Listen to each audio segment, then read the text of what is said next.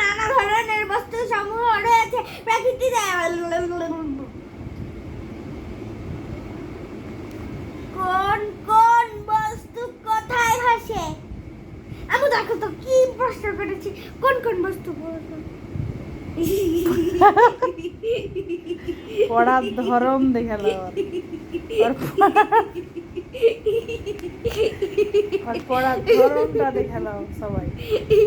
হ্যাঁ এমনি করে পড়ে পাস করবি? হ্যাঁ উঠে বাসে